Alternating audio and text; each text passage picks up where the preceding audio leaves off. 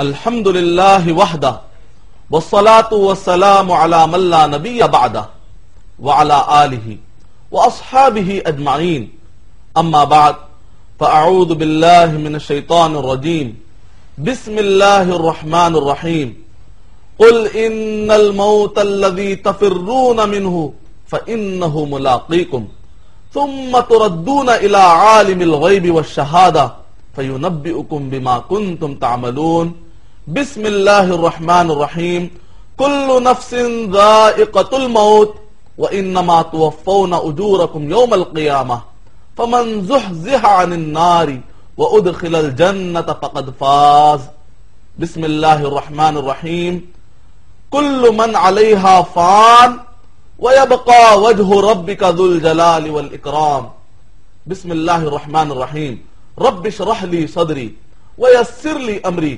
واحلل عقدۃ من لسانی یفقہوا قولی۔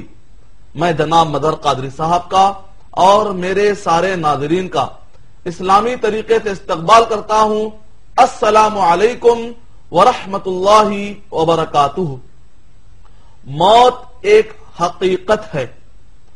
دنیا میں بہت سارے مذاہب کے ماننے والے ہیں، لیکن موت کا کوئی انکار نہیں کر سکتا، یہاں تک کہ ایک ایتھیسٹ، ریشنلسٹ، کمیونسٹ جو مذہب کو نہیں مانتا، جو خدا کو نہیں مانتا، لیکن وہ بھی اس بات پر مجبور ہے کہ موت کی حقیقت کو تسلیم کر لے۔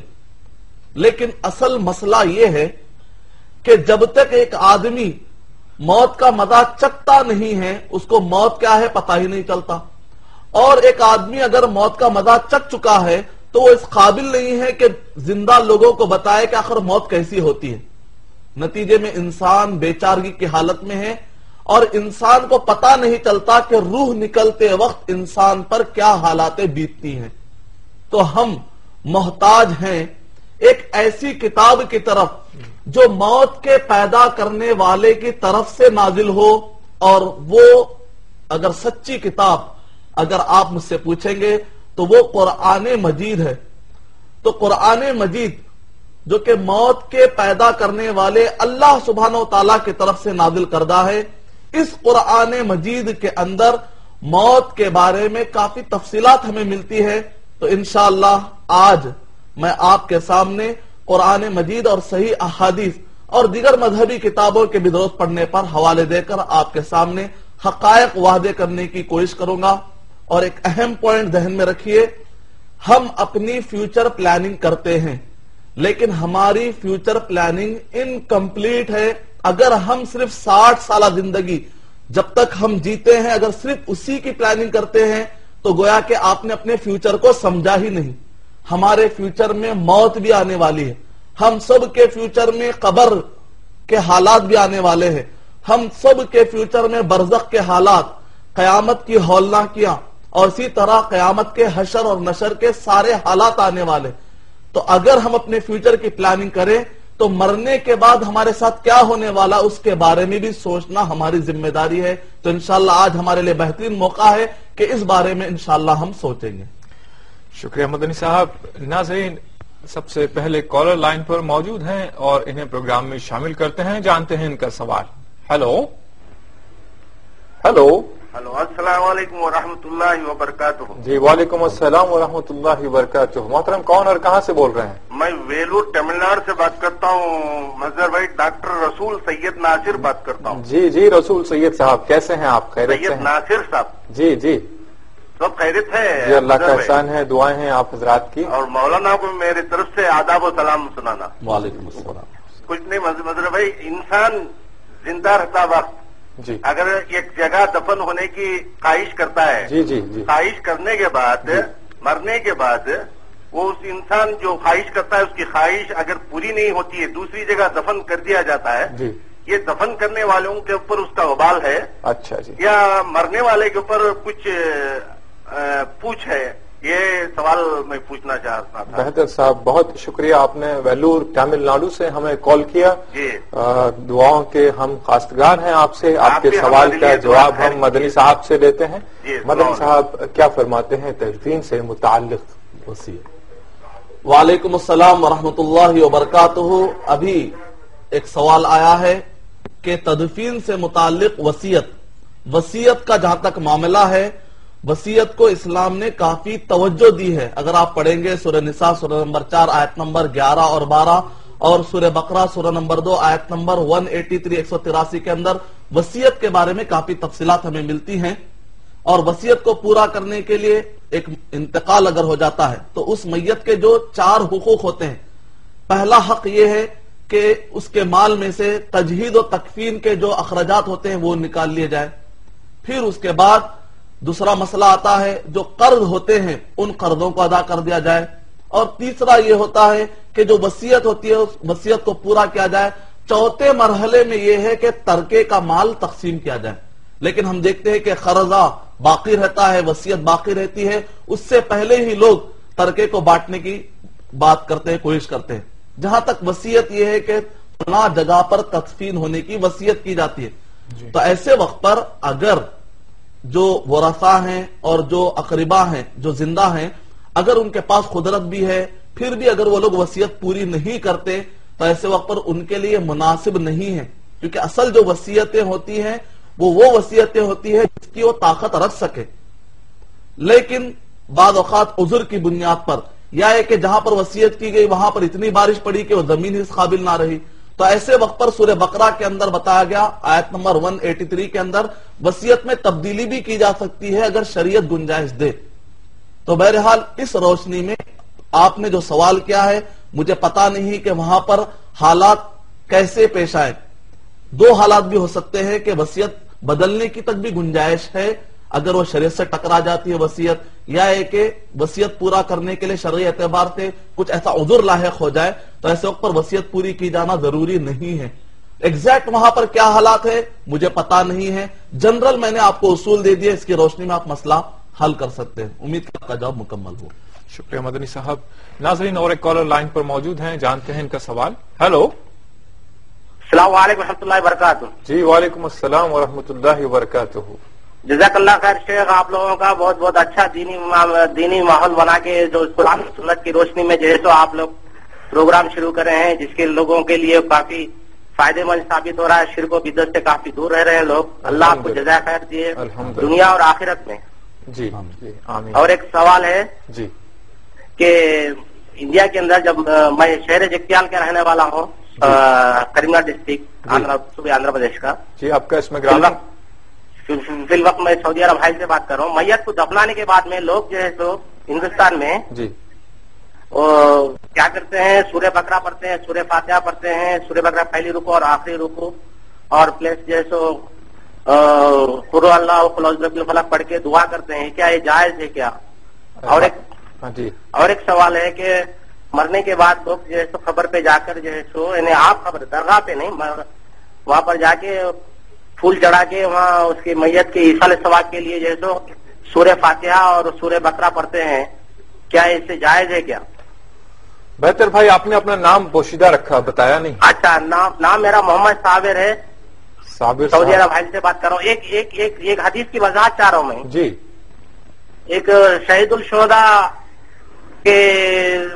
کے ٹائم پہ جو ہے سو شہید الشہداء جو ہے جنگ احد کے دوران جیسے اللہ کے رسول صلی اللہ علیہ وسلم 8 سال کے بعد جو ہے وہاں پر جا کے نماز جنازہ پڑھے تھے، یہ صحیح مسلم صحیح بخاری کی روایت ہے۔ جی جی لیکن 8 سال کا جو معاملہ ہے اس میں بریکٹ میں دیا گیا ہے، جی تو کیا یہ وضاحت کیجیے کہ کیا یہ جائز ہے کیا؟ میں اب یہاں سعودی عرب سے جانے کے بعد میرے دوست احباب جو انتقال کر جاتے ہیں تو میں جا کے ان کی خبر پہ جا کے نماز جنازہ پڑھ سکتا ہوں کیا؟ بہتر صاحب، بہت شکریہ صابر صاحب، آپ نے حائل سعودی عرب سے کال کیا۔ آپ کے تینوں سوالات کے جوابات مدنی صاحب عطا فرمائیں گے۔ مدنی صاحب، قبور پر جو تدفین کا جو طریقہ ہے، جو قرآنی آیات پڑھی جاتی ہیں اس سے متعلق اور پھول وغیرہ سے متعلق بھائی نے جو سوال پوچھا ہے اس کی وضاحت فرما دیجیے گا۔ وعلیکم السلام ورحمۃ اللہ وبرکاتہ۔ بھائی نے بنیادی طور پر 3 سوالات کیے ہیں، اور جو جنرل یعنی بھائی کا کہنا یہ ہے کہ بدعت اور شرک کے بارے میں، تو میں ناظرین کے معلومات کے لیے اطلاع کے لیے بتاؤں کہ میں نے انٹرنیٹ سے جو میں نے براؤز کی ہے معلومات، تو فی الوقت دنیا کے ممالک میں، چاہے مسلم ممالک ہو غیر مسلم ممالک میں، جہاں پر مسلمان پائے جاتے ہیں، تدفین کے وقت بہت ساری بدعتوں کا وہ لوگ ارتکاب کر رہے ہیں۔ میں نے صرف 1 گھنٹے کے اندر جو بدعتوں کو میں نے اکٹھا کیا، سوڈان میں، مصر کے اندر، سیریا میں، مختلف جگہوں پر، خاص طور سے بر صغیر میں، تو صرف بر صغیر اور کچھ ممالک جو عرب کے ہیں، سوڈان، مصر کے، 140 بدعتیں ہیں جو کہ مسلمان کر رہے ہیں، اور کئی سنتیں ہیں جو ہم چھوڑ رہے ہیں۔ اگر ذرا معاملہ الٹ کر لیا جائے کہ جو سنتیں نبی اکرم صلی اللہ علیہ وسلم کی ہیں، اگر ہم اس کو بھرپور طریقے سے توجہ کے ساتھ کریں گے تو نعمتیں اور برکتیں ہمارے حصے آئیں گی۔ بدعتوں سے اپنی زندگیوں کو خالی کرنے کی ضرورت ہے۔ پہلا سوال یہ ہے، جو پہلا اور دوسرا سملر ہے، وہ یہ ہے کہ قبر کے پاس جا کر قل کے سورے پڑھ رہے ہیں یا سورہ بقرہ کی شروع کی آیتیں اور آخری آیتیں، جو احادیث اس ضمن میں بیان کی گئی ہیں وہ احادیث آتھینٹک نہیں ہیں۔ سورہ بقرہ کے شروع کا حصہ پڑھتے ہیں، 5 آیتیں، اور آخری کی 2 آیتیں پڑھی جاتی ہیں، یہ حدیث آتھینٹک نہیں ہے۔ کچھ اگرچہ کہ کبار جو اسکالرز ہیں قدیم زمانے میں انہوں نے اس کو آتھینٹک کہہ دیا، نتیجے میں وہ چیز پھیل چکی ہے، لیکن حقیقت تو یہ ہے کہ جو محدثین جو ڈیپتھ میں جا کر جنہوں نے تحقیق کی ہے اس کے بعد انہوں نے نتیجہ نکالا ہے کہ آتھینٹک نہیں ہے، لہذا قرآن مجید قبرستان میں جا کر پڑھنے سے اپنے آپ کو بچانا چاہیے۔ البتہ وہ جو دعائیں نبی اکرم صلی اللہ علیہ وسلم ثابت ہے، السلام علیکم یا اہل القبور انتم سلفنا ونحن بالاثر ونسأل اللہ لنا ولکم العافیہ وانا انشاءاللہ بکم للاحقون، یہ جو دعائیں ہیں یہی اس میں انشاءاللہ بہت ہی خیر و برکت ہے، اسی پر ہم کو اکتفا کرنا چاہیے۔ اور جہاں تک آپ کا بھائی نے تیسرا سوال کیا ہے جو خبروں سے متعلق ہے، صحیح بخاری اور صحیح مسلم کی حدیث کوٹ کرتے ہوئے کہ 8 سال کے بعد جو آپ نے واقعہ کوٹ کیا ہے بالکل صحیح واقعہ ہے۔ جہاں تک جنازے کی نماز کا مسئلہ ہے تو یہ فرض کفایہ ہے، یعنی کہ واجب اور فرض میں آتا ہے لیکن کفایہ ہے، فرض کفایہ ہے۔ البتہ کچھ ہیں جن کو مستثنا قرار دیا گیا ہے، جن کی نماز جنازہ پڑھنا فرض نہیں ہے، پڑھنا جائز ہے، پڑھنا فرض نہیں ہے، پڑھنا جائز ہے۔ مثال کے طور پر شہداء جو شہید ہوتے ہیں اللہ کی راہ میں، وہ شہید ہو گئے الحمدللہ، تو وہ اللہ کی طرف سے تو رحمتوں اور برکتوں میں ہیں، اس کے باوجود بھی اگر ہم نماز جنازہ پڑھتے ہیں تو جائز ہے۔ لیکن ایسے بھی واقعات ملتے ہیں کہ نبی اکرم صلی اللہ علیہ وسلم نے بہت سارے شہداء پر آپ نے نماز جنازہ نہیں پڑھی، تو شہداء احد کے بارے میں آپ نے 8 سال کے بعد پڑھا، تو اس سے ایک مسئلہ یہ نکلتا ہے کہ اگر کچھ لوگوں کو اطلاع نہیں ملی، بعد میں اطلاع ملی کسی کے انتقال کرنے کی، تو وہ لوگ اگر پڑھنا چاہے نماز جنازہ، اگرچہ کہ نماز جنازہ پڑھی جا چکی ہے تو وہ لوگ بھی پڑھنا چاہے تو پڑھ سکتے ہیں اس حدیث شریف کی روشنی میں۔ لیکن آپ کو سعودی عرب سے ہندوستان آنے کی ضرورت نہیں ہے، آپ سعودی عرب میں رہ کر بھی غائبانہ نماز جنازہ پڑھ سکتے ہیں، اس لیے کہ صحیح اور آتھینٹک حدیث کے اندر جو مستدرک میں بھی موجود ہے، معاویہ اللیثی رضی اللہ تعالی عنہ کا جب انتقال ہوا تو نبی اکرم صلی اللہ علیہ وسلم نے آپ کی نماز جنازہ غائبانہ پڑھائی، یہ آتھینٹک واقعہ ہے، اس کی روشنی میں آپ سعودی عرب میں رہتے ہوئے بھی نماز جنازہ پڑھ سکتے ہیں۔ امید کہ آپ کا جواب مکمل ہو۔ جی شکریہ مدنی صاحب۔ ناظرین، سوالات کا سلسلہ یقیناً جاری رہے گا، آپ اور ہم ملتے ہیں ایک بریک کے بعد۔ ناظرین، وقفے کے بعد پھر سے آپ کا خیر مقدم ہے۔ آج آپ ہم سے گفتگو کر رہے ہیں، عنوان موت، کفن، دفن سے قبر تک کے عنوان پر آپ بات کر رہے ہیں ہم سے۔ ناظرین، اس سلسلے میں آپ ہمیں SMS کر سکتے ہیں، اپنے سوالات پوچھ سکتے ہیں۔ اس کے لیے آپ ٹائپ کیجئے گا AAH اسپیس اپنا سوال، اپنی نیک تمنا، اپنا اور اپنے شہر کا نام، اور اسے روانہ کیجئے گا 3690 پر یا 600606 پر، اور عالمی ویورز جو ہے 4412 پر اپنے SMS روانہ کر سکتے ہیں۔ اس بریک کے بعد پہلے کالر سے بات کرتے ہیں۔ ہلو جی ہلو جی، السلام علیکم۔ السلام علیکم جی محترم، فاروق بولو جالنا سے۔ فاروق صاحب جالنا سے؟ ہاں جی فاروق صاحب بتائیے کیا سوال ہے؟ مفتی صاحب سے پوچھنا ہے جی کہ آج کل لوگ جو ایک دم سوسائڈ کر رہے ہیں، جی خودکشی کر لیتے، جی جی اور اس کے بعد پھر جب ہم سوارتے ان کو جی تو ان کے آنکھ پہ صرف غسل کا پانی ڈالا جاتا۔ جی یہ چاہے دہلی بھی کیس ہو یا پھر ریل میں جو آدمی کٹ جاتا ہے، جی جی اس کے بعد پھر آپ کو اس کی جنازہ نمازہ پڑھانی چاہیے یا نہیں چاہیے؟ جی بہتر فاروق صاحب، بہت شکریہ، آپ نے ہمیں کال کیا جالنا سے۔ آپ کے سوال کا جواب جانتے ہیں مدنی صاحب سے۔ مدنی صاحب، بھائی نے جو سوال کیا ہے جو خودکشی کے کیسز ہوتے ہیں یا حادثات کا جو شکار ہوتے ہیں، ان کی نماز جنازہ سے متعلق بھائی نے سوال کیا ہے۔ وعلیکم السلام ورحمۃ اللہ وبرکاتہ۔ بھائی نے جو سوال کیا ہے، اس سوال کے دو پہلو ہمارے سامنے آتے ہیں جس کی میں وضاحت کر دینا چاہوں گا۔ ایک تو سوال یہ ہے کہ خودکشی کرنے والے، پہلے اسلامی اعتبار سے اس کا کیا حکم ہے؟ حرام ہے، چاہے آپ جہاد کے پرپس سے یا اسلامی اعتبار سے کوئی بھی مقصد سے اگر آپ کرتے ہیں، اپنے آپ کو آپ خودکشی قتل نہیں کر سکتے، کیونکہ آپ اپنے نفس کے اور جان کے مالک نہیں ہیں۔ سورہ نساء سورہ نمبر 4 آیت نمبر 29-29 وَلَا تَقْتُلُوا أَنفُسَكُمْ، خودکشی مت کرو، خودکشی کرنا حرام ہے۔ دوسرا یہ ہے کہ خودکشی کرتے وقت یا جو جل جاتے ہیں، سوسائڈ ہو جاتے ہیں، پورا جسم جل جاتا ہے، نہلانے کا مسئلہ آتا ہے، پورا جسم اتنا جلا ہوا ہے کہ اگر آپ پانی ڈالیں تو بعض اوقات ہوتا یہ ہے کہ وہ اور بھورا بھورا ہونے کے چانسز ہوتے ہیں یا بہہ جانے کے چانسز ہوتے ہیں۔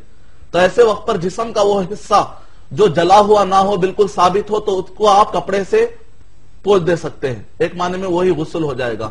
اور جو حصے پر جہاں پر پانی نہیں جا سکتا تو وہاں پر آپ تیمم کر دیں گے۔ تیمم کا طریقہ یہ ہے کہ جو نہلانے والے یا جو وہاں پر ہوتے ہیں وہ ہاتھ ماریں گے زمین پر اور ہاتھوں کو اور چہرے کو مل دیں گے، اس طریقے سے اتنا ہی غسل ان کے لیے کافی ہے۔ اور جہاں تک آپ نے کہا کہ نماز جنازہ پڑھی جائے یا نہ پڑھی جائے، خودکشی اگر کسی نے کی ہو تو ایسے وقت پر یا اسی طریقے سے شراب پینے والا، بڑے بڑے گناہ کر کے مر جانے والا، باغی، تو ایسے سارے لوگوں کی نماز جنازہ پڑھی جائے گی، لیکن پڑھانے والا کوئی سربراہ یا ذی اثر شخصیت یا وہاں کا معروف شخص نہ ہو، بلکہ کوئی عام پڑھا لے، تاکہ لوگوں کے ذہن میں آ جائے کہ پنشمنٹ ہے ان لوگوں کے لیے، تاکہ دوبارہ دوسرے لوگ ایسی حرکت نہ کریں۔ البتہ ایک مسئلے کی وضاحت میں کر دینا چاہتا ہوں، اب اگر کوئی پوچھے گا میدان جہاد میں بعض اوقات جو لوگ سوسائڈ کر لیتے ہیں، تو اگر کسی نے کر لیا ہے تو اس کے بارے میں ہم ڈسکس نہیں کریں گے، ان کا معاملہ اللہ کے حوالے، کہ انہوں نے جو سمجھا قرآن و صحیح احادیث کی روشنی میں انہوں نے اس پر عمل کیا۔ لیکن ایک شخص سوسائڈ بومنگ کرنے کے لیے آ کر ہم سے پوچھے گا تو ہم کہیں گے یہ طریقے پر مت جائیے۔ امید کہ آپ کا جواب مکمل ہو۔ شکریہ مدنی صاحب۔ ناظرین اور ایک کالر لائن پر موجود ہیں۔ ہیلو ہیلو ہیلو ہلو، السلام علیکم۔ جی وعلیکم السلام محترم۔ جی میں عاصم بات کر رہا ہوں حضرت نظام دہلی سے۔ جی عاصم صاحب، کیا حال ہے؟ خیریت سے ہیں؟ آپ لوگوں کا پروگرام بہت اچھا لگتا ہے، ماشاءاللہ، اللہ سے دعا ہے اللہ تعالیٰ آپ کو کامیابی دے۔ جی آمین آمین۔ جی عاصم صاحب، کیا سوال ہے آپ کا؟ جی سوال حضرت یہ ہے کہ ابھی مولانا صاحب نے جیسے بتایا کہ قبروں کے اوپر قرآن شریف نہیں پڑھنا چاہیے جا کر کے۔ جی جی جی بتائیے اور کیا مسئلہ یہ ہے کہ جیسے ہم 16 سورہ یا 5 سورہ لے کر کے جا کر کے جیسے مرحومین کے لیے ہم اپنا دعائے مغفرت کی وغیرہ وغیرہ پڑھتے ہیں وہاں جا کر کے، تو یہ جائز ہے یا ناجائز ہے؟ اچھا جی، بہت بہت شکریہ عاصم صاحب، آپ نے دہلی سے۔ ایک سوال اور ہے حضرت، یہ ہے کہ نماز جنازہ کے اندر جی جی جی کچھ لوگ ہاتھ چھوڑ کے سلام پھیرتے ہیں اور کچھ ہاتھ باندھ کر کے سلام پھیرتے ہیں۔ جی بہتر بہتر، اس سے ریلیٹڈ کوئی مسئلہ بتائیں۔ اور ایک ہماری والدہ کو مطلب مردے زیادہ نظر آتے ہیں خوابوں کے اندر۔ جی بہتر بہتر، یہ بات کا بھی ازالہ کیا جائے گا۔ شکریہ، بہت شکریہ عاصم صاحب، آپ نے ہمیں کال کیا۔ مدنی صاحب، بھائی نے 3 سوال تقریباً کیے ہیں، تو ان کے جوابات عطا فرمائے۔ سب سے پہلے کہ وہ جو قرآن خوانی جو ہوتی ہے قبور پر، یا اور دوسرا جو مسئلہ ہے خواب میں مردے زیادہ نظر آتے ہیں، اس طرح کی بات ہے۔ جی وعلیکم السلام ورحمۃ اللہ وبرکاتہ۔ بھائی نے بیسیکلی بنیادی طور پر 3 سوالات کیے ہیں۔ پہلا سوال یہ ہے کہ 5 سورہ یا قرآن مجید یا پارے ہاتھ میں لے کر قبرستان میں جا کر پڑھنا، تو میں آپ کو بنیاد بتاتا ہوں، شریعت اسلام کی بنیاد، تاکہ آپ کو سمجھنے مدد ملے کہ جو بھی عقیدہ اور کوئی بھی خالص عبادتیں جو نبی اکرم صلی اللہ علیہ وسلم اور صحابہ اکرام کے زمانے میں نہ ہو، وہ کام ہم کو نہیں کرنا چاہیے۔ صحابہ اکرام بھی قبروں کی زیارت کے لیے قبرستان جایا کرتے تھے، کیونکہ وہاں جانے سے ہم کو نصیحت ملتی ہے، وہاں جانے سے آخرت آتی ہے، موت سے آدمی کو خوف ہوتا ہے، نتیجے میں اپنے اعمال کو درست کرتا ہے، اس میں جو مرے ہوئے ہیں، میت ہیں، ان کو دعا بھی مل جاتی ہے۔ تو جب نبی اکرم صلی اللہ علیہ وسلم اور صحابہ کرام جاتے تھے تو وہ لوگ وہاں پر قرآن میں پڑھتے تھے، اس کی کوئی دلیل نہیں، البتہ دعائیں موجود ہیں، وہ دعا پڑھ دیجئے۔ اللہ سبحانہ و تعالیٰ نے جو نبی اکرم صلی اللہ علیہ وسلم نے ہمیں تعلیم دی، اس میں بہت خیر و برکت ہے۔ السلام علیکم یا اہل القبور، کم سے کم یہ پڑھ دیجئے، السلام علیکم یا اہل القبور، اتنا پڑھ دیجئے کم سے کم، باقی کی دعا یاد ہو جائے تو اور اچھا ہے۔ اور اس کے بعد آپ نے دوسرا سوال کیا کہ نماز جنازہ پڑھتے وقت بعض لوگ ہاتھ باندھ کر ہی سلام پھیر دیتے ہیں اور بعض لوگ ہاتھ چھوڑ کر، تو اس میں اتنا کوئی مسئلہ نہیں ہے، گنجائش ہے۔ جب آپ سلام پھیر ہی رہے ہیں تو بہتر ہے کہ جس حالت میں آپ ہو اس حالت میں سلام پھیر دیں۔ اور تیسرا آپ نے سوال کیا کہ والدہ کو خواب میں مردے اور میت حضرات کافی نظر آتے ہیں، تو ایسے وقت پر آپ کے والدہ سے آپ کہیں کہ دعا پڑھ کر سوئیں، دعائیں پڑھ کر سوئیں، اور خاص طور سے سورہ بقرہ کے آخری دو آیتیں اور قل کے سورے اس طریقے سے سامنے ہاتھ میں رکھ کر آپ پھونک ماریں، اور اس کے بعد پورے جسم پہ جہاں تک ہاتھ جائے مل لیں۔ اور خاص طور سے ایک دعا، اگر کوئی رات میں چمک کر اٹھ جائے یا ایک کو نیند میں اگر پریشانی ہوتی ہے تو چھوٹی دعا ہے، اللہم انم عینی، میری آنکھوں کو سلا دے، انم عینی واہدی قلبی، اے اللہ میری آنکھوں کو سلا دے، واہدی قلبی، اور میرے دل کو سکون عطا فرما۔ امید کہ آپ کا جواب مکمل ہو۔ شکریہ مدنی صاحب۔ ناظرین اور ایک کالر لائن پر موجود ہیں۔ ہیلو ہیلو، جی السلام علیکم۔ السلام علیکم، جی محترم، میں دہلی سے امیر احمد بول رہا ہوں۔ دہلی سے امیر احمد صاحب؟ جی جی امیر احمد صاحب بتائیے کیا سوال ہے آپ کا؟ میرا یہ سوال تھا مدنی صاحب سے کہ جیسے میں نے پڑھا ہے جی کہ قبر پہ جانے پر اگر سورہ یاسین پڑھتے ہیں تو 40 دن کا عذاب اٹھا لیا جاتا ہے، جی جی تو کیا قرآن پڑھنا وہاں پر جائز ہے؟ قبر کے اوپر کھڑے ہو کر کے کوئی بھی سورت پڑھنا جائز ہے وہاں پر؟ اور دوسرا سوال میرا یہ تھا کہ جب مردے کو دفنا دیا جاتا ہے جی تو مطلب فوراً ہی اس کا حساب کتاب شروع ہو جاتا ہے؟ جیسا کہ میں نے پڑھا ہے فرشتوں کے عجیب حالات میں کتاب ہے جی کہ دن کے مردے کچھ نرم ہوتے ہیں اور رات کے مردے کچھ سخت ہوتے، دن کے جو فرشتے ہوتے ہیں وہ نرم ہوتے ہیں اور رات کے فرشتے سخت ہوتے ہیں، جی تو کیا یہ صحیح ہے اس طریقے سے کہ وہ عذاب بھی الگ الگ طریقے سے ہوتا ہے کیا؟ بہتر صاحب، آپ کے شکوک و شبہات کو دور کیا جائے گا یقیناً۔ مدنی صاحب سے جانتے ہیں امیر احمد صاحب کیا جواب ہے آپ کے سوالات کا۔ مدنی صاحب نے دو سوالات پوچھے ہیں، ایک تو قرآن سے متعلق ہے اور دوسرا جو حساب کتاب سے متعلق ہے، دونوں سوالات کے جواب عطا فرمائیں۔ وعلیکم السلام ورحمۃ اللہ وبرکاتہ۔ بنیادی طور پر بھائی نے دو سوالات کیے ہیں، ایک تو یہ ہے کہ سورہ یاسین قبر پر جا کر پڑھنا، جہاں تک سورہ یاسین پڑھنے کا ذکر ہے، یہاں تک کہ ایک آدمی جس کو ابھی موت یعنی اس کی روح سکرات کی حالت ہے تو اس وقت پر بھی سورہ یاسین پڑھنے کا رواج پایا جاتا ہے، لیکن وہ حدیث آتھینٹک نہیں ہے، اور اسی طریقے سے قبر پر جا کر سورہ یاسین پڑھنے کا بھی ایسی کوئی آتھینٹک احادیث میں ثبوت نہیں ملتا، تو لہذا جو نبی اکرم صلی اللہ علیہ وسلم نے ہم کو دعا بتلائی ہے، البتہ ایک سکرات کی حالت میں یعنی کہ سکرات سے پہلے کی، تو سکرات کے بعد توبہ قبول ہونے والی نہیں ہے، جان کنی کی جب حالت ہو، اس سے پہلے ایک مریض جس کے اوپر آپ کو معلوم ہو جاتا ہے کہ اب شاید یہ انتقال کرنے والا ہو، تو ایسے وقت پر وہاں پر نبی اکرم صلی اللہ علیہ وسلم نے فرمایا لقنوا موتاکم بلا الہ الا اللہ، کہ تم وہاں پر بیٹھ کر لا الہ الا اللہ لا الہ الا اللہ کا ورد کرو، اور مردے سے اگر وہ سمجھ میں اور شعور میں ہو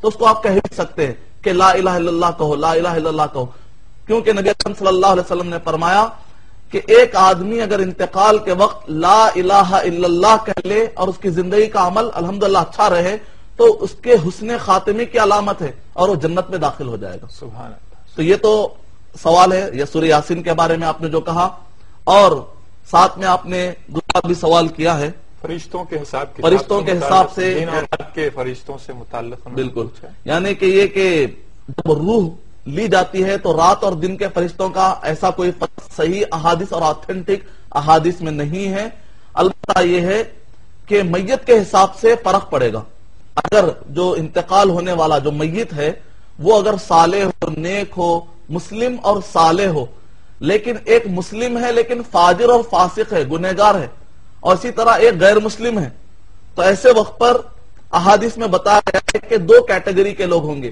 ایک نیک مسلم اور دوسری کیٹیگری میں آئے گا کہ وہ مسلمان جو کہ گناہ میں رہے گا زندگی بھر، بڑے بڑے گناہوں میں رہے گا، نیک کاموں میں پیچھے رہے گا، اور غیر مسلم، ان دونوں کے روح کھینچنے کی نوعیت بالکل الگ رہے گی۔ انشاءاللہ میں ڈیٹیل آپ کو بتاؤں گا تو آپ کو اور بھی مسائل معلوم ہو جائیں گے۔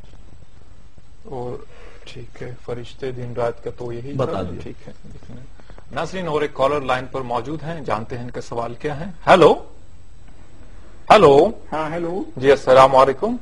وعلیکم السلام۔ جی محترم، کون اور کہاں سے؟ جی میں پٹنہ سے خورشید انور بول رہا ہوں۔ پٹنہ سے خورشید انور صاحب، جی جی کیا حال ہے پٹنہ میں موسم کا؟ جی الحمدللہ آج تو کچھ بہتر ہے موسم۔ اللہ کا احسان۔ جی خورشید صاحب بتائیے کیا سوال ہے آپ کا؟ جی ہمارا سوال ہے، جی مولانا کو ہمارا سلام لائق کہیں گے۔ جی آپ کا سلام مولانا یقیناً لیتے ہیں، جب آپ سلام کرتے ہیں تو مولانا اس کا جواب یقیناً دیتے ہیں۔ جی جی اچھا، السلام علیکم۔ جی مردوں کے لیے قرآن خوانی کی جاتی ہے، جی کیا اس کا ثواب مردوں کو ملتا ہے؟ اچھا جی، قرآن خوانی کے فوائد بتائیں۔ بہتر صاحب، بہت شکریہ خورشید صاحب، آپ نے ہمیں کال کیا پٹنہ سے۔ ناظرین، سوالات کا سلسلہ جاری رہے گا، یقیناً جوابات دیے جائیں گے۔ آپ کے ایس ایم ایس بھی ہمیں موصول ہو رہے ہیں، ایس ایم ایس کے بھی جوابات دیے جائیں گے۔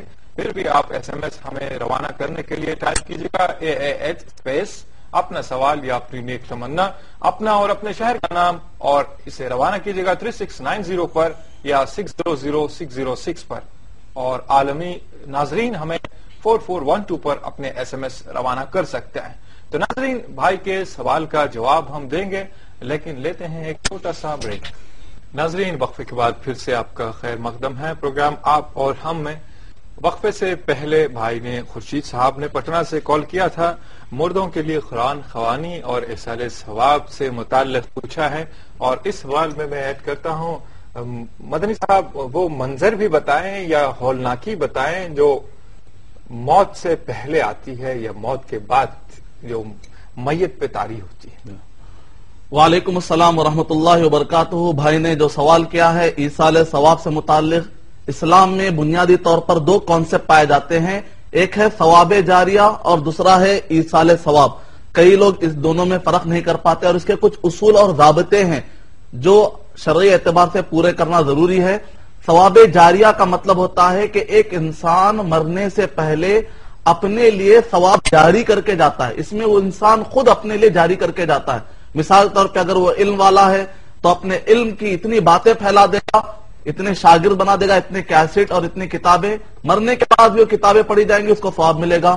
دوسرا یہ ہے کہ وہ صاحب اولاد ہے تو اپنے لڑکے کی اتنی اچھی تربیت کرے گا کہ اس کے انتقال کے بعد بھی لڑکا اچھے کام کرے گا، تو خود بخود والدین کو بھی اس کا ثواب ملتا چلا جائے گا۔ اور تیسرا یہ ہے کہ اس نے کوئی ایسا کام کر دیا، رفاہی کام، کہیں بورنگ کھدوا دی اور کہیں پر مسجد بنوا دی، کوئی اچھا دعویٰ سینٹر قائم کر دیا، جب تک وہ دعویٰ سینٹر اور مسجد قائم رہے گی، وہ بورنگ اور کنواں قائم رہے گا، اس کو ثواب ملتا رہے گا۔ یہ اس کو کہتے ہیں ثواب جاریہ، جو ثواب جاری ہے جس کو انسان نے خود کریٹ کیا ہے مرنے سے پہلے۔ ایصال ثواب کہتے ہیں کہ مر جانے کے بعد کوئی دوسرا اس میت کے لیے کرتا ہے، ایصال پہنچاتا ہے۔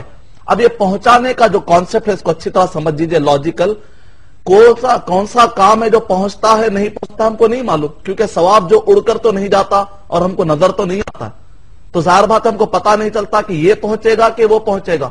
تو ظاہر بات ہے جب تک کہ ہم کو آتھینٹک سورس سے معلوم نہ ہو کہ اللہ سبحانہ و تعالیٰ کس کام کو قبول کرتے اور کس کام کو قبول نہیں کرتے، ہم اپنی طرف سے کوئی بھی کام نہیں کر سکتے۔ اور معلوم کرنے کے لیے ہمارے لیے قرآن اور صحیح احادیث سورس ہے، جس کے اندر یہ معلوم ہو جائے گا کہ کون سا کام پہنچتا اور کون سا کام نہیں پہنچتا۔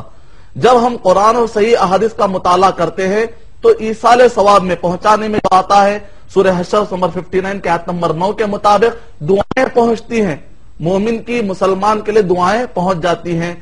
اور دوسری چیز یہ ہے کہ اگر کسی نے قرضہ، کسی کے اوپر قرضہ تھا، اس کا بھائی یا کوئی بھی دوست اگر قرضہ ادا کر دے گا تو وہ بھی قرضہ ادا ہو جائے گا۔ تیسرا یہ ہے کہ اگر کسی نے نظر مانی تھی روزے کی یا کوئی کام کی، انتقال ہو گیا تو زندہ آدمی اس نظر کو پورا کرتا ہے تو یہ بھی ثواب پہنچ جائے گا، اس کی دلیل موجود ہے۔ اب جہاں تک مسئلہ یہ ہے کہ ایک آدمی نماز کو جا رہا آتے آتے کہے کہ آپ میری نماز پڑھتے آئیے، بالکل غلط بات ہے۔ ایک آدمی قرآن مجید پڑھ رہا ہے تو آپ اس سے کہیں میری طرف سے بھی قرآن پڑھ لیجئے، بالکل غلط بات ہے۔ جب زندہ کی طرف سے یہ کام نہیں کر سکتا تو مرنے کے بعد بھی یہ کام نہیں ہو سکتا۔ قرآن مجید اس کی طرف سے نہیں پڑھ سکتے، کوئی دوسری طرف سے وضو نہیں کر سکتا، تیسرے کی طرف سے نماز نہیں پڑھ سکتا، تو کچھ ایسے کام ہیں جو دوسری طرف سے نہیں کیے جا سکتے۔ جہاں تک صدقہ اور خیرات کا معاملہ ہے، مالی عبادتوں میں بھی عام طور پر بہت زیادہ ڈھیل دی جاتی ہے، جبکہ ڈھیل نہیں ہے۔ صرف مالی عبادتیں خیرات کا جو مسئلہ ہے وہ یہ ہے کہ والدین کو اللہ نے کافی اونچا درجہ دیا ہے۔ لڑکا اور لڑکی کے لیے اجازت ہے کہ والدین کے انتقال کے بعد اگر وہ اپنے مال میں سے کچھ بھی خیرات کرے، نیت کریں یا نہ کرے، دونوں صورتوں میں بھی والدین کو اس کا ثواب جائے گا۔ لیکن کوئی دوست اور بھائی کی طرف سے نہیں کر سکتے، اور حج بدل کرنا بھی جائز ہے، عمرہ بدل کرنا بھی جائز ہے۔ یہ ہے ایصال ثواب کا کانسیپٹ۔ امید کا آپ کا جواب مکمل ہے۔ شکریہ مدنی صاحب۔ ناظرین اور ایک کالر لائن پر موجود ہیں، جانتے ہیں ان کا سوال۔ ہیلو، السلام علیکم ورحمۃ اللہ وبرکاتہ۔ جی وعلیکم السلام ورحمۃ اللہ وبرکاتہ۔ جی میں ریاض الدین رفیع سید بات کر رہا ہوں وجے سے۔ ریاض الدین رفیع سید صاحب، جی جی وجے سے بات کر رہا ہوں۔ جی جی جی میرے کو مفتی صاحب سے یہ معلوم کرنا ہے جی کہ قرآن اور حدیث سے تدفین کا صحیح کیسا کرنا ہے، اس کا میرے کو معلوم کرنا کیا ہے۔ جی جی اور دوسری بات میری ایک گزارش ہے، جی جو آپ کے پروگرام میں آخر میں جو آپ اگر ریپیٹ ٹیلی کاسٹ کا اگر بتا دیں گے جی تو وقت تو بہت بہتر ہوگا، کہ جو ناظرین نہیں دیکھ رہے ہیں جی تو پھر ریپیٹ ٹیلی کاسٹ میں تو دیکھ سکتے ہیں۔ بہتر صاحب، بہت جی شکریہ بھائی، آپ نے ہمیں کال کیا رفیع صاحب۔ ناظرین آپ کو ہم لگے ہاتھوں بتا دیتے ہیں، ہمارا پروگرام ریپیٹڈلی رات میں 11 بجے آتا ہے، 11 سے 12 ہوتا ہے، اور صبح 5 بجے سے 6 بجے تک بھی پروگرام ریپیٹڈلی ریکارڈڈ پروگرام آتا ہے۔ 2 مرتبہ آپ کی سہولت کے لیے یہ پروگرام دکھایا جاتا ہے۔ تو ناظرین بھائی کے سوال کا جواب لیتے ہیں اور ساتھ میں ایک SMS بھی ایڈ کرتے ہیں۔ کسی بھی مومن مسلم کی توبہ مرنے سے کتنے وقت پہلے تک قبول ہوتی ہے؟ کیا والدہ کی زندگی میں ہی ان سے دودھ معاف کرا لینا صحیح ہے یا نہیں؟ لکھتے ہیں احمد صاحب بنگلور سے۔ یہ دونوں جوابات عطا فرمائیں۔ جی وعلیکم السلام ورحمۃ اللہ وبرکاتہ۔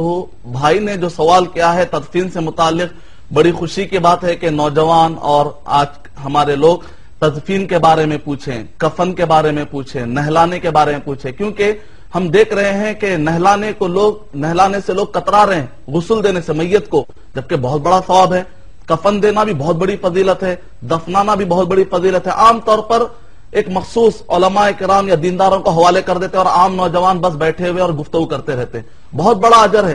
آپ جانتے ہیں نہلانے کے بارے میں نبی اکرم صلی اللہ علیہ وسلم نے فرمایا، مستدرک الحاکم کی روایت کے مطابق جلد نمبر 2 حدیث نمبر 3354 کے اندر بتایا گیا ہے، اگر کوئی شخص نہلائے گا اور لوگوں کو جا کر عیب ظاہر نہیں کرے گا، 40 مرتبہ اللہ سبحانہ و تعالیٰ اس کی مغفرت فرمائیں گے۔ کتنی بڑی فضیلت ہے۔ دوسری فضیلت سنیے، اگر کسی نے اپنے بھائی کے لیے، کتنے غریب پائے جاتے ہیں، آپ یہ اجر کیوں نہیں لیتے؟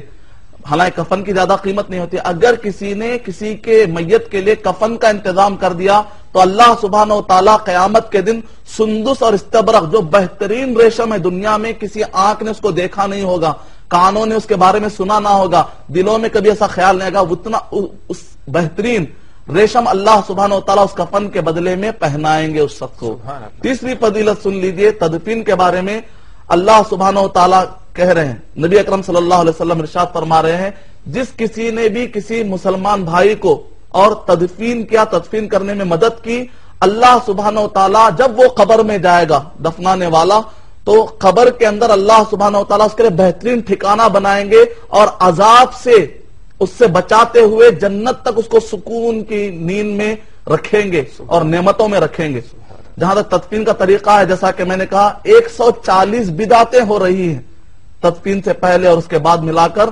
تدفین کے وقت پر بھی کافی بدعتیں ہوتی ہیں، بہت ساری بدعتیں ہوتی ہیں، وہاں پر لوگ جاتے ہیں قبرستان میں بیٹھ جاتے ہیں، قبروں پر بیٹھ جاتے ہیں، حالانکہ نبی اکرم صلی اللہ علیہ وسلم نے فرمایا قبروں پر بیٹھنا گویا کہ جہنم کے آگ پر بیٹھنے کے برابر ہے۔ قبروں پر نہیں بیٹھنا چاہیے، بے حرمتی نہیں کرنا چاہیے. پھر وہاں پر جاتے ہیں تو بہت سارے بدعتیں کرتے ہیں، عجیب عجیب قسم کے دعائیں پڑھتے ہیں جو کہ ثابت نہیں ہے. کئی دعائیں ایسی ہیں جو ثابت نہیں ہے، پڑھتے ہیں. اور جب جاتے ہیں تو وہاں پر جب دفناتے ہیں تو اندر بہت ساری وصیتیں، دعائیں یا شجر نسب لکھتے ہیں. کسی کے شجر نسب سے کچھ ہونے والا نہیں ہے. عمل سے زندگی بنتی ہے، جنت بھی جہنم بھی. تو یہ اصل ہے، عمل بنیاد ہے.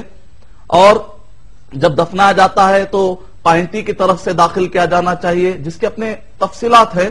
اور جب داخل کیا جائے تو وہاں پر بہت سارے لوگ رنگا روغن اور بہت سارے خوشبو کے چیزیں استعمال کرتے ہیں، یہ تاکہ وہاں پر کوئی قریب میں نہ آئے، کیڑے مکوڑے پلا. ایسی کوئی بات نہیں ہے. آپ نے جو کچھ بھی اس سے پہلے نہلاتے وقت پر آپ نے جو کافور وغیرہ رگڑ دیا وہی کافی ہے. تو بہت ساری ایسی بدعتیں ہیں جس کے بارے میں ہم کو ڈیٹیل نالج لینی چاہیے. شاید کہ ہم یہاں پروگرام سے ساری باتیں نہیں بتا سکتے. مدنی صاحب، اس زمن میں اگر کوئی کتاب ہو جو قرآن اور احادیث کے ریفرنسز ہو کہ تدفین کا طریقہ وغیرہ سب اس میں لکھا ہو تو برائے کرم اگر ذہن میں ہو تو یہ بات بتا دیں. ابھی نہیں تو پھر بعد میں بھی صحیح، جیسے بھی ہو. اور احمد صاحب جو بنگلور سے SMS لکھے ہیں اس کا بھی بتا دیں. جیسے کہ میں نے پڑھا تھا کسی مومن کی دعا کب تک قبول ہو سکتی ہے، اور ماں کا جو دودھ کا قرض ہوتا ہے اس کو زندگی میں معاف کروا لینا وہ کیسے ہوتا ہے، کیا ہے؟ بہت اچھا آپ نے سوال کیا ہے. تقریباً جنرل یہ پبلک میں اور عوام میں مشہور ہے کہ سب سے پہلا تو سوال یہ ہے کہ توبہ کب تک قبول ہوتی ہے. اس کے قرآن اور صحیح احادیث کا مطالعہ کرنے کے بعد ہمارے سامنے بات آتی ہے. سورہ نساء سورہ نمبر 4 کے آیت نمبر 18 میں بتایا گیا ہے جب تک غرغرہ موت، سکرات جب طاری ہوتے ہیں، یہاں تک کہ اب غرغرہ موت آ جاتا ہے تو ایسے وقت پر توبہ قبول نہیں ہوتی. جیسا کہ فرعون ڈوب رہا تھا، اس نے کہا کہ اب میں موسیٰ کے رب پر ایمان لاتا ہوں، تو اللہ سبحانہ وتعالیٰ نے کہا الآن وقد عصیت قبل وکنت من المفسدین، اب ایمان لا رہے ہو. یہ کوئی ٹائم ہی نہیں ہے. جب موت نظر آ جائے اس کے بعد ایمان قبول نہیں ہوگا. دوسری یہ ہے جب سورج جو مشرق سے نکلتا ہے مغرب سے نکلنا شروع ہو جائے گا، اس وقت پر جو لوگ موجود رہیں گے ان کی بھی توبہ قبول نہیں ہوگی. یہ دو چیزیں ہیں. اور دوسرا ہے کہ دودھ معاف کروا لینے کا نظریہ بالکل غلط ہے. ماں کا اتنا عظیم رتبہ ہے، کوئی معاف ہو ہی نہیں سکتا. ماں باپ کا درجہ اتنا عظیم ہے، اتنا عظیم ہے، ان کا حق آپ معاف کروا ہی نہیں سکتے. اسی لیے اسلام نے کیا کہا؟ والدین کا حق ادا کرو. اسلام نے یہ نہیں کہا کیونکہ تم حق ادا کر ہی نہیں سکتے. وَبِالْوَالِدَيْنِ احسانا، جو اچھا کر سکتے ہو وہ کر لو، میں اس کے بدلے میں جنت دے دوں گا. تو اسلام نے احسان کا ورڈ استعمال کیا ہے. تو یہ معاف کرانا اور اسی طریقے سے بخشوا لینا ایسا کوئی مسئلہ نہیں ہے. البتہ خدمت کرتے جائیے، اللہ سبحانہ وتعالی کی خوشنودی حاصل کیجیے. لیکن یاد رہے سورہ توبہ نمبر 9 آیت نمبر 24 کے حوالے کے مطابق ماں باپ اگر قرآن اور صحیح احادیث کے خلاف میں کوئی بات بتائے تو اس کی ہرگز اتباع اور اطاعت مت کیجیے. اللہ اور اس کے رسول کی اطاعت غالب ہونی چاہیے. شکریہ مدنی صاحب. ناظرین اور ایک کالر لائن پر موجود ہیں، جانتے ہیں ان کا سوال کیا ہے. ہیلو. ہلو جی السلام علیکم. السلام علیکم. جی محترم. جی حسین بول رہا ہوں سر، دہرادون سے. حسین صاحب دہرادون سے. جی جی کیسے ہیں آپ؟ خیریت سے ہیں؟ جی ہلو بتائیے آپ کا سوال کیا ہے. ہاں سوال ایسا ہے میرا، ابھی منی صاحب کو بھی میرا سلام ہو پہلے. جی جی اور آپ لوگوں کا پروگرام بہت اچھا ہے، اس کے لیے آپ. ہلو جی جی آپ کی آواز آ رہی ہے حسین صاحب. جی تو مجھے ابھی منی صاحب سے کچھ پوچھنا تھا. ابھی انہوں نے 2-3 سوالوں کے جواب دیے جی کہ قبور پہ جا کے یاسین شریف پڑھنا یا منع ہے. انہوں نے بتایا جس طرح سے کہ منع بتایا جی، اور ہم جا کے وہاں فاتحہ پڑھتے ہیں وہ بھی منع بتایا انہوں نے. جی جی یہ کیسی قبور کے لیے؟ قبرستان میں جا کے پڑھنا منع ہے یا ہم اولیاء اکرام کی مزاروں پہ جا کے پڑھتے ہیں وہ منع ہے؟ اچھا جی آپ سمجھتے ہیں میری بات کو؟ نہیں جی جی جی جی. تو اس میں انہوں نے بھی جو بتایا وہ میں نے سنا کافی دھیان سے، ہو سکتا ہے میرے ذہن سے نکل گیا ہو. جی تو اس کے لیے وہ تھوڑا کلیئر ہو کے بتائیں. وہ کہہ رہے کہ اوتھینٹک نہیں ہے. جی ٹھیک ہے نا، وہ کیا ہے پھر؟ وہ اگر اوتھینٹک نہیں ہے تو کیسے کر کے بدعت ہے، شرک ہے، کیا ہے وہ؟ اچھا جی ٹھیک ہے نا، کیونکہ جو ہم لوگ یہاں پہ اپنے علماء سے پوچھتے ہیں، انہوں نے بتایا کہ آپ وہاں جا کے پڑھ سکتے ہیں سب کچھ. جی اور میں ہر جمعرات کو جاتا ہوں وہاں پہ پڑھنے کے لیے. اگر وہ غلط ہے تو آپ بتائیں، اور اگر غلط اور یہ بتائیں کہ صحیح کیا چیز ہے. بہتر وہاں جانا چاہیے نہیں جانا چاہیے، جی. اور اگر جانا چاہیے تو ہمیں کس طرح سے وہاں پہ پیش آنا چاہیے. بہتر صاحب. ایک سیکنڈ اور جی جی ممی ہے لائن سے وہ بات کرنا چاہتی ہیں. جی. لے لیجیے. ہلو السلام علیکم. کیسے ہیں والدہ محترمہ؟ جی بہت اچھی ہوں، آپ کا پروگرام بہت اچھا لگ رہا ہے، بہت جانکاری ہو رہی ہے. جی جی جی اللہ کا احسان ہے آپ لوگوں کی دعاؤں سے. میں نے تو ایسا پڑھا ہے کہ ایک بار یاسین شریف پڑھنے سے جی कब्रिस्तान में जाके 10 कुरान शरीफ का सवाब मुर्दों को मिलता है। जी जी जी और जितने तादाद में मुर्दे वहाँ होते हैं कब्रिस्तान में, उसके बराबर पढ़ने वाले को सवाब मिलता है। जी जी तो आप कह रहे हैं कि वहाँ पढ़ना नहीं चाहिए, जी जी तो इसलिए मैं कंफ्यूज हो रही हूँ। लड़के से बात करिए। बेहतर साहब। जी हुसैन भाई, बहुत शुक्रिया, आपने वालदा मोहतरमा से भी बात करवाई हमारी। आपके सवाल का जवाब यकीनन अभी दिया जाएगा। नाज़रीन, सवालात और जवाबात का सिलसिला यकीनन जारी रहेगा। आपका हमारा खुशगवार साथ यकीनन दोबारा होगा। मिलते हैं एक छोटे से ब्रेक के बाद। नाज़रीन, वक्फे के बाद इस प्रोग्राम के आखिरी सेगमेंट में आपका खैर मकदम है। अभी थोड़ी देर पहले हमने हुसैन भाई से बात की थी देहरादून से। उनका जो सवाल था कुरान या यासीन शरीफ कबूर पर पढ़ना और औलिया अल्लाह सालेहीन की कबूर पर पढ़ना और आम आदमियों की कबूर पर या कब्रिस्तान में पढ़ना कैसा है, क्या हुक्म है, कुरान और अहदीस की क्या रोशनी हमें मिलती है, ये जानते हैं मदनी साहब से। वालेकुम अस्सलाम वरहमतुल्लाहि वबरकातुहू। अभी भाई ने सवाल किया और वालिदा मोहतरमा ने भी सवाल किया है और कहा कि हम थोड़ा कंफ्यूज हो रहे हैं। बहन, आपको कंफ्यूज होने की बिल्कुल कतई जरूरत नहीं है। ये इल्मी मैदान है जहां पर आप देखते हैं कि बाद औकात बाद मसलों में ऐसा होता है, आप किसी एक स्कॉलर से बात सुनते हैं, बाद औकात कोई दूसरी बात सुनते हैं, तो ऐसे ऊपर कंफ्यूज होने की जरूरत नहीं है। अल्लाह सुब्हानहू व तआला ने एक उसूल दिया है सूरह बकरा सूरह नंबर 2 आयत नंबर 286 के अंदर, ला युकल्लिफुल्लाहु नफ्सन इल्ला वुसअहा। आप हत्तल मकदूर इस्तिताअत लगाकर, मेहनत लगाकर शरीयत समझने की कोशिश कीजिए। अब अगर आपके इस्तिताअत से बाहर हो जाए तो अल्लाह सुब्हानहू व तआला आपको क़यामत में पूछने वाला नहीं है, तो आप घबराइए मत। जितना आपको समझ में आ रहा है और मेहनत कीजिए, उसमें कोताही मत कीजिए और सही अहादीस कुरान और सही अहादीस सहाबा इकराम के तरीके के मुताबिक समझने की कोशिश कीजिए। जरूर अल्लाह सुब्हानहू व तआला आपको राह दिखाएगा। और जहां तक आपने कहा कि अगर इसका सबूत नहीं है का मतलब क्या है, यानी कि नबी अकरम सल्लल्लाहु अलैहि वसल्लम और सहाबा इकराम के जमाने से सबूत होना जरूरी है। अकीदे के मसलों में, इबादत के मसलों में सबूत होना जरूरी है। अगर सबूत नहीं है तो हम ऐसा कोई काम नहीं कर सकते, नई नमाज नहीं ला सकते, नया रोजा नहीं ला सकते, कोई नया तरीका नहीं ला सकते, हज का कोई नया तरीका हम नहीं ला सकते। इस वजह से हमारे लिए जरूरी है कि हम इत्तेबा करें, बस फॉलो करें। हमको क्रिएट करने की जरूरत नहीं। क्रिएट करना है तो दुनियावी मामलात में क्रिएट कीजिए। आप साइंस और टेक्नोलॉजी के अंदर क्रिएटिविटी लाइए, लेकिन दीन के अंदर अल-यौमा अकमलतु लकुम, दीन कंप्लीट हो चुका है, इसके अंदर आपको क्रिएटिविटी लाने की जरूरत है। सिर्फ इत्तेबा करना, इत्तेबा कर लोगे तो कामयाब हो जाओगे। तो सबूत नहीं है जब मैं कहता हूं तो उसका मतलब यह है मैं हुक्म लगाने से गुरेज करता हूं, ये शिर्क है, बिदअत है, हराम है, सारे के बजाय मैं पब्लिक को समझाना चाहता हूं कि जो नबी अकरम सल्लल्लाहु अलैहि वसल्लम और सहाबा इकराम के जमाने में ना हो, अकीदे और इबादत, खालिस इबादतों के मामलों में, तो उन सारे चीजों को जो भी साबित ना, उन सारे चीजों को अपनी जिंदगियों से निकाल दीजिए। यही मेरा आप लोग, यही मेरी गुजारिश होती है और यही मेरा प्रचार होता है। बाकी का ये कि कोई भटका हुआ है, फला बिदअत, काफिर, हम इतने स्टेज से ऐसे सारे चीजों को अवॉइड करते हैं। मुख्तसर ये है कि आपसे ये मैंने कहा, ऑथेंटिक सबूत ला लीजिए, अमल कीजिए, मुझे भी बताइए, मैं यहां से ऐलान करूंगा। कुरान मजीद पढ़ने के बारे में या इसाले सवाब के लिए कुरान मजीद पढ़कर बख्शवाने के लिए ऑथेंटिक सबूत फराहम कीजिए, मैं यहां से ऐलान करूंगा। लेकिन चूंकि इसका सबूत नहीं मिलता, लिहाजा मैं आपसे कह रहा हूं कि सबूत नहीं मिलता, हमको ये काम नहीं करना चाहिए, इसी में हमारे लिए बेहतरी है। और जहां तक कहा कि औलिया इकराम के खबरों पर जब हम जाते हैं, वो तो इतने ऊंचे लोग हैं औलिया इकराम, ये इतनी बुजुर्ग शख्सियतें हैं कि आप जाकर इनको बख्शवाएंगे तो इनके लिए आप गुस्ताखी कर रहे हैं। इनको क्यों बख्शवाएंगे? ये औलिया इकराम है अगर, और अल्लाह सुब्हानहू व तआला ने इनको बख्श दिया है। अल्लाह ताला ने खुद कुरान मजीद में ऐलान किया है सूरह यूनुस नंबर 10 आयत नंबर 60 में कि अल्लाह सुब्हानहू व तआला ने कहा इनके ऊपर ना खौफ है, कुछ नहीं है, हम जाकर क्यों बख्शवाएंगे? बाद लोग कहते हैं हम नबी को बख्शवाते हैं, कुरान मजीद हम कुर्बानी बख्शवाते हैं। मुझे ताज्जुब होता है कि हम नबी अकरम सल्लल्लाहु अलैहि वसल्लम और औलिया इकराम जो इतनी ऊंची शख्सियतें हैं, इनकी शान में हम गुस्ताखी कर रहे हैं। हम कौन होते हैं बख्शाने वाले? अगर हम अपने अमल से खुद अपने आप को ही बख्शवा ले तो बहुत बड़ी बात है।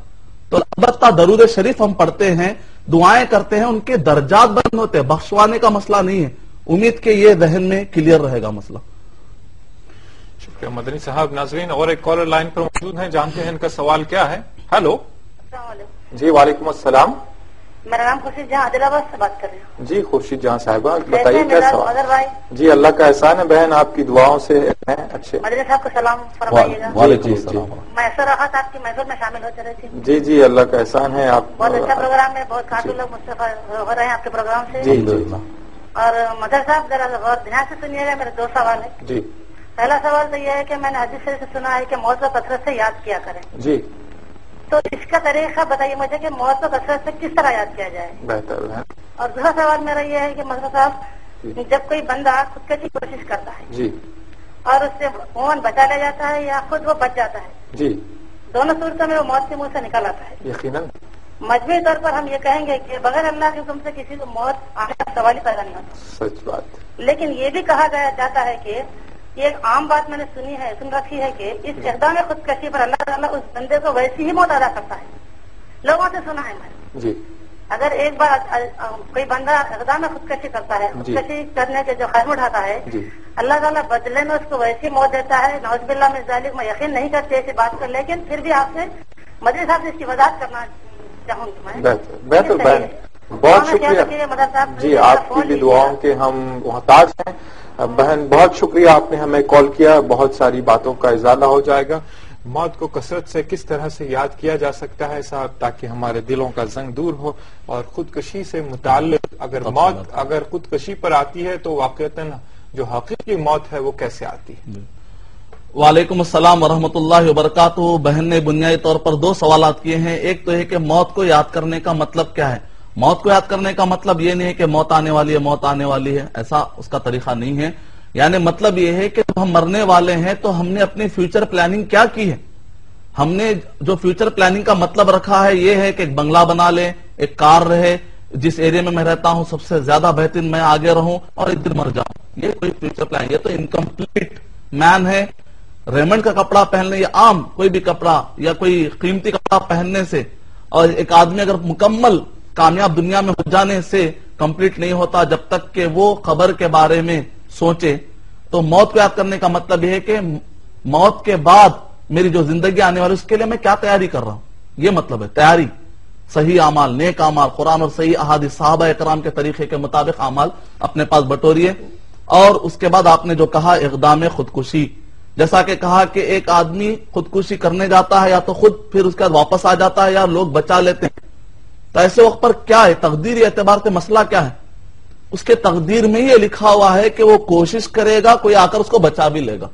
تقدیر کا مطلب یہ نہیں کہ اللہ سبحانہ ہمارے پاس غلط فہمی ہے تقدیر کے بارے میں. وہ یہ ہے چونکہ اللہ تعالیٰ نے لکھ دیا ہے لہذا ہم ایسا کر رہے ہیں. جملہ یہ صحیح نہیں. اصل جملہ ایسا ہے چونکہ اللہ کو معلوم ہے کہ بندہ کیا کرے گا، کیونکہ اللہ علیم ہے، اللہ خبیر ہے، اللہ سبحانہ تعالیٰ قیامت تک سارے چیزیں جاننے والے. اللہ کو معلوم ہے کہ بندے کیا کریں گے، اللہ نے اس کو لکھ رکھا ہے. تو اس کا مطلب بندہ کیا کرے گا، خودکشی کرے گا، کوئی اس کو آ کر بچائے گا. چونکہ اللہ کو یہ ساری چیزیں معلوم ہے، اللہ نے تقدیر میں اس کو لکھ دیا. بہت آسان مسئلہ ہے. اور یہ کہ خودکشی کرنے والا بچ بھی جائے تو پھر دوبارہ کرے گا. سائیکولوجیکل پرابلم ہو سکتا ہے، ہیلتھ پرابلم ہو سکتا ہے، لیکن شرعی اعتبار سے ایسا عقیدہ بنانا جائز نہیں.